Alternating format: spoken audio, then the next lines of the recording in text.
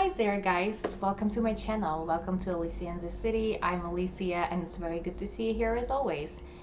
I don't know if you can hear the birds, but the birds are singing, the sun is shining, and it's actually a very lovely day here in New York City.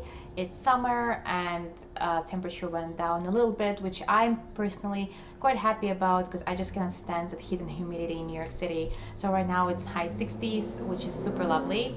I do apologize for some noise because I do have my window open, just breathing some fresh air.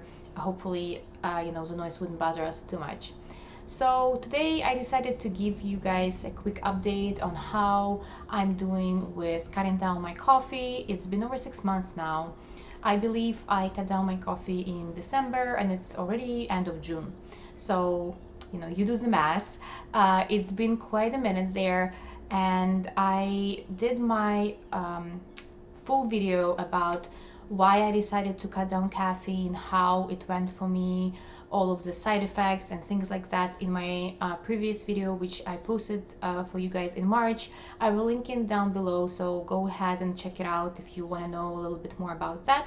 So today I'm not gonna repeat myself or at least I will try not to.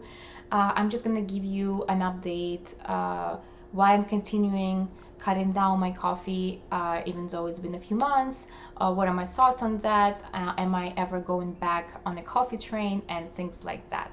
So first thing I want to mention is that I cut down my caffeine significantly, but I still do have coffee in my life. What I mean by that, I drink decaf. And yes, thank you very much. I'm well aware that decaf coffee still has caffeine in it. But if you compare how much caffeine decaf has comparing to a regular cup of coffee, it's a significant difference. I think, upon my research at least, it states that decaf coffee has up to 10% of caffeine comparing to, other sources of caffeine in coffee. So I hope it makes sense to you. I also mentioned in my previous video, but I will repeat it once again, that for me, coffee is an experience and I really do miss the taste. It's a ritual. It's a morning tradition, if I should say, and I just not ready to go let go of that yet. And I cut down coffee for a different reason, right? For me, coffee was never like this sort of buzz and energy. For me, it's just for the taste purposes, and again, just because I really like how delicious it is. And as you can see, me and my partner, we're quite crazy about coffee and tea. And my partner is still a big coffee drinker. I am not as big of a coffee drinker, but I do still drink decaf. So just to sort of break down my drinking routine right now, so I would have decaf pretty much every day. I would also drink water, obviously, and in the evening sometimes I would have herbal tea, and I've been doing that for the past 6 months. So I don't drink any caffeinated teas such as green tea, white tea, black tea. I don't drink matcha, and I mentioned in my previous video that matcha unfortunately has a negative effect on my body. It makes me very jittery. It just makes me very uncomfortable. So I also tried drinking herbal teas throughout the day, and unfortunately it's not really working for me because my body associates herbal teas with evening routine, and I just tend to get very sluggish and sleepy, so it doesn't really work for me. However, I think with the balance I found for myself right now, it's really working out for me and I'm pretty happy with it. So as you guys can imagine, I don't really get that caffeine withdrawal anymore. I don't, even though, as I mentioned, my purpose was never to drink coffee to get that energy boost, but because my body was so used to it for many years, once I started cutting it down, I was experiencing all kinds of symptoms, right? And I just was constantly tired and my body just craved that pump of caffeine in my system. Obviously, I don't have it anymore. I don't really crave coffee. However, there is a downside to it, and let me explain what I mean by that. So, as a decaf coffee drinker, as you guys probably know, my options are quite limited.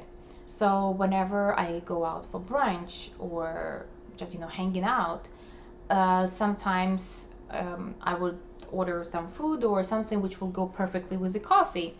And when I ask for decaf, a lot of restaurants don't even have decaf.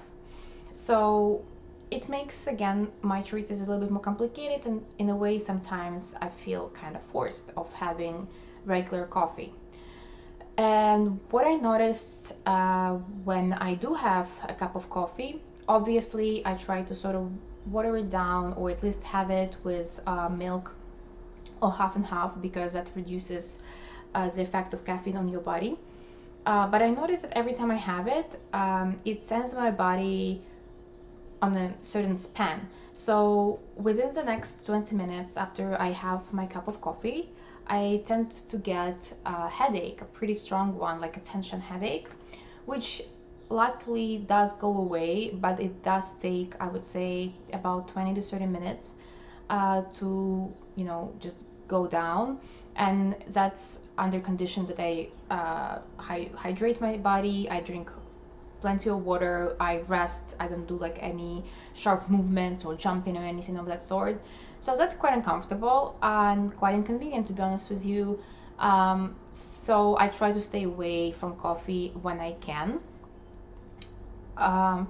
Unfortunately, sometimes it's, as I mentioned, quite impossible, and also sometimes I just, like I will get this new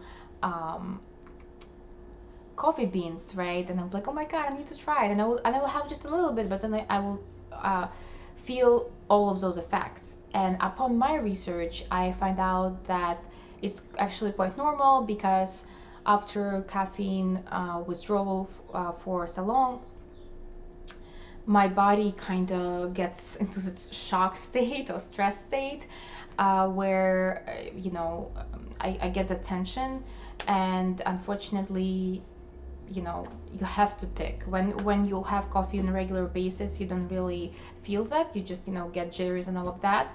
But once you don't have coffee for a long period of time, you unfortunately will get that every time you do have coffee. So that's kind of it. This is pretty much the only downside I experience. Overall, I think that my well-being increased. I feel better, because I don't rely on caffeine as much as I used to, without even knowing. Right now I can go, without having cup of coffee for a while.